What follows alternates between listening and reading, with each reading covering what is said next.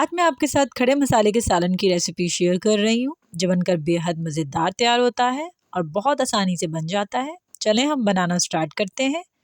खड़े मसाले का सालन बनाने के लिए मैंने लिया है मटन आधा किलो, हड्डी के साथ लिया है। आप चाहें तो बड़े का गोश्त भी ले सकते हैं। 3 टमाटर लिए हैं मैंने बड़े साइज़ के, जिन्हें काट लिया है बारीक बारीक। 3 मैंने मीडियम साइज़ की प्याज ली हैं, जिन्हें बारीक बारीक काट लिया है। 8 मैंने काली मिर्चें ली हैं। 8 मैंने लहसुन के जवे लिए हैं, जिन्हें दरमियान में से बारीक बारीक काट लिया है। 1 चम्मच मैंने अदरक का लिया है, जिसे लंबा काट लिया है बारीक। 8 मैंने ली हैं गोल लाल मिर्च। आधा चम्मच मैंने नमक का लिया है। आधा कप लिया है मैंने दही का। 1/3 कप लिया है मैंने तेल का। 4 मैंने ली हैं बड़ी इलायचियाँ। 1 चम्मच लिया है मैंने साबुत घोल धनिया और 1 चम्मच ही मैंने लिया है सौंफ का। हम बनाना स्टार्ट करते हैं। एक पैन ले लिया है मैंने। फ्लेम आपने इसके नीचे मीडियम से लो रखनी है। सारा तेल मैंने इसके अंदर डाल दिया है। प्याज आप कच्चे तेल में ही डाल दिया करें, इससे प्याज बहुत क्रिस्पी फ्राई होती है और कलर भी अच्छा आता है। प्याज को हम गोल्डन ब्राउन कर लेंगे। थोड़ी थोड़ी देर के बाद प्याज में चम्मच चलाते रहिएगा। ये हमारी प्याज हो गई है गोल्डन ब्राउन। सारा गोश्त मैंने इसके अंदर डाल दिया है। नमक भी हम इसी स्टेज पर डाल देंगे। तकरीबन 8 मिनट तक हम इसे भून लेंगे। इससे गोश्त का कच्चापन ख़त्म हो जाएगा और बहुत बेहतरीन गोश्त बनेगा। ये 8 मिनट हो गए हैं हमारे गोश्त को भुनते हुए। ये देखें कितना खूबसूरत कलर हो गया है इसका। अब मैं इसमें बाकी के मसाले डाल दूंगी। लहसुन डाल दिया है मैंने इसके अंदर। अदरक, गोल धनिया, बड़ी इलायची, सौंफ, काली मिर्चें और गोल लाल मिर्च। इन चीज़ों को हम पहले एक बार मिक्स कर लेंगे इसमें। ये देखें एक बार चम्मच चला दिएगा। अब मैं इसके अंदर टमाटर ऐड कर दूंगी।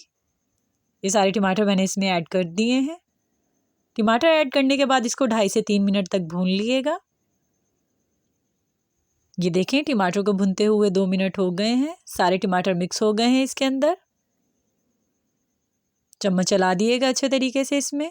अब मैं इसके अंदर पानी ऐड कर दूंगी। पानी आपने इसके अंदर 2 कप ऐड करना है। जो घर का नॉर्मली कप होता है वो नाप कर डाल दिएगा कि ये गल जाए अच्छे तरीके से। एक बार फिर मैं इसमें चम्मच चला दूंगी और पानी को मिक्स कर दूंगी इसके अंदर। ये हमारा पानी मिक्स हो गया है। अब मैं इसको कवर कर दूंगी 40 से 45 मिनट तक कि गोश्त हमारा अच्छे तरीके से गल जाए।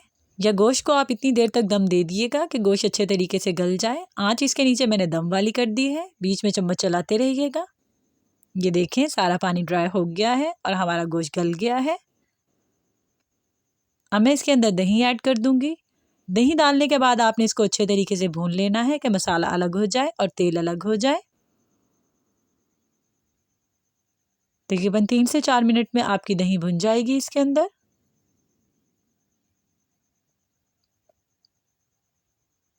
ये दही भुन गई है मसाले के साथ। तेल अलग हो गया है और मसाला अलग हो गया है। अब मैं इसके अंदर पानी ऐड कर दूंगी। पानी का आपने 1 कप ऐड करना है इसके अंदर। इसे मिक्स कर लिएगा अच्छे तरीके से। अब मैं इसे दोबारा कवर कर दूंगी 5 मिनट के लिए ताकि पानी अच्छे तरीके से पक जाए इसके अंदर और कच्चा ना रहे। फ्लेम आपने इसके नीचे बिल्कुल लो रखनी है। ये मैंने कवर कर दिया है। ये देखें 5 मिनट गुजर चुके हैं। हमारा गोश्त बिल्कुल रेडी है। बहुत ही ज़बरदस्त खुशबू आ रही है। ये मैंने सारा मिक्स कर दिया है। ये देखें कितना गाढ़ा हो गया है। आपने इसको बहुत ज़्यादा पतला नहीं रखना है, गाढ़ा गाढ़ा ही बनाना है। फ्लेम मैंने बंद कर दी है। ये मैंने डिश आउट कर लिया है इससे। ज़बरदस्त सा खड़े मसाले का गोश्त बिल्कुल रेडी है। इस रेसिपी को घर पर ट्राई करिएगा और बताइएगा कि कैसी बनी है। अगर आपने मेरे चैनल को सब्सक्राइब नहीं किया है तो मेरे चैनल को सब्सक्राइब कर लें और साथ बेल आइकन के बटन को हिट कर दें ताकि मेरी नई आने वाली वीडियो सबसे पहले आपको मिले। रेसिपी अच्छी लगी है तो लाइक और कमेंट करना मत भूलिएगा।